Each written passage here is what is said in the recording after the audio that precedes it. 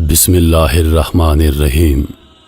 حضرت ابراہیم علیہ السلام کی عمر مبارک 86 برس ہو چکی تھی، تاہم اولاد کی نعمت سے محروم تھے۔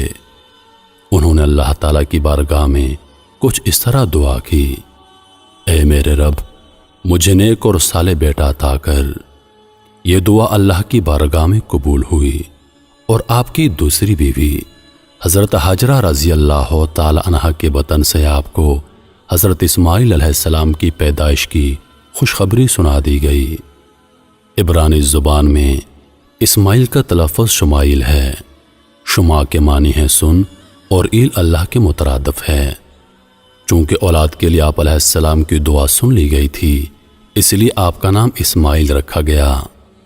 حضرت سارہ رضی اللہ تعالی عنہا حضرت ابراہیم علیہ السلام کی پہلی بیوی تھیں، اس لیے حضرت حاجرہ رضی اللہ تعالی عنہا کے بطن سے حضرت اسماعیل علیہ السلام کی پیدائش کی خبر ان پر شاک گزری۔ اس لیے انہوں نے حضرت ابراہیم علیہ السلام سے اصرار کیا کہ حضرت حاجرہ رضی اللہ تعالی عنہا اور ان کے بیٹے کو یہاں سے دور کر دو، یہ لوگ میری نگاہ کے سامنے نہ رہیں۔ حضرت ابراہیم علیہ السلام کو یہ بات بہت ناگوار گزری، مگر بارگاہ الہی سے جب حکم ہوا کہ حضرت حاجرہ اور اسماعیل کو عرب کے ریگستان میں چھوڑ دیا جائے، حضرت ابراہیم علیہ السلام حضرت حاجرہ رضی اللہ تعالی عنہا اور حضرت اسماعیل علیہ السلام کو اسی جگہ لے آئے جہاں آج کعبہ ہے۔ اس زمانے میں یہ جگہ بالکل غیر آباد تھی۔ ایک تھیلی کھجور اور ایک مشکیزہ پانی کے ہمراہ آپ نے انہیں وہاں چھوڑ کر جب جانے لگے تو بی بی حاجرہ رضی اللہ تعالی عنہا نے انہیں روک کر پوچھا: ہمیں اس بیابان میں چھوڑ کر آپ کہاں چل دیے؟ حضرت ابراہیم علیہ السلام کی خاموشی پر حضرت بی بی حاجرہ رضی اللہ تعالی عنہا نے پوچھا: کیا یہ میرے رب کے حکم سے ہے؟ حضرت ابراہیم علیہ السلام نے ہاں میں جواب دیا۔ تب بی بی حاجرہ رضی اللہ تعالی عنہا نے انہیں جانے دیا اور فرمایا: ہمارے لیے اللہ ہی کافی ہے۔ حضرت ابراہیم علیہ السلام جب چلتے چلتے ایسی جگہ پہنچے کہ دونوں ماں بیٹا نگاہوں سے اوجھل ہو گئے تو آپ نے اپنے دونوں ہاتھ بلند کیے اور اللہ کے حضور عرض کیا: اے میرے رب، میں نے بسائی ہے ایک اولاد ایسے میدان میں جہاں کھیتی نہیں، تیرے ادب گھر والے کے پاس۔ اے رب، ہمیں تا قائم رکھ ربط۔ اے رب، بعض لوگوں کے دل جھکتے ان کی طرف، اور ان کو روزی عطا فرما اپنے فضل سے تاکہ یہ شکر کریں۔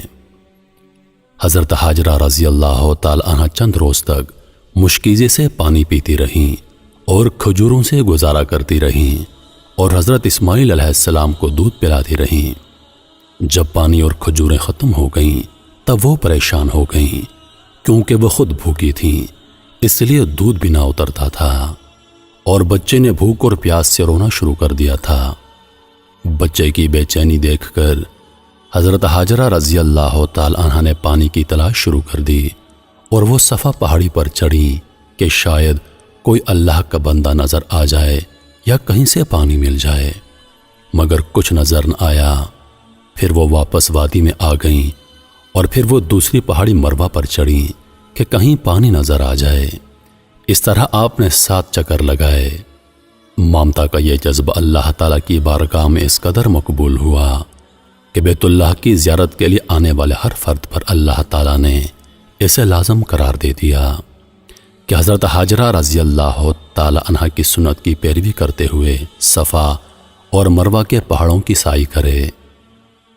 اس جستجو پر مشتمل عمل کی مقبولیت کا ایک اشارہ یہ بھی تھا کہ 7ویں چکر میں حضرت حاجرہ رضی اللہ تعالی عنہا جب بچے کے پاس واپس آئیں تو دیکھا کہ جس جگہ حضرت اسماعیل علیہ السلام روتے ہوئے ایڑیاں رگڑ رہے تھے، وہاں سے پانی کا چشمہ جاری ہو گیا ہے، اور یہ چشمہ آج بھی موجود ہے، اور ہم لوگ اسے آب زمزم کے نام سے جانتے ہیں۔ ہزاروں سال گزرنے کے باوجود چشمے کا پانی اسی طرح جاری ہے۔ اللہ تعالیٰ نے اس میں مخلوق کے لیے شفا رکھی ہے۔ حضرت حاجرہ رضی اللہ تعالی عنہا یہ معجزہ دیکھ کر بے حد خوش ہوئیں اور اللہ تعالیٰ کا شکر ادا کیا۔ اس کے بعد آپ نے بچے کو پانی پلایا اور خود بھی اس سے مستفید ہوئیں۔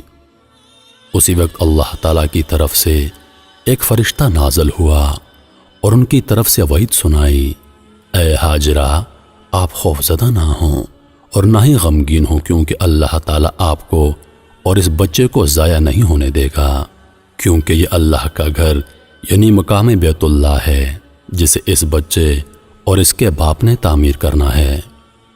کچھ عرصے کے بعد بنو جرح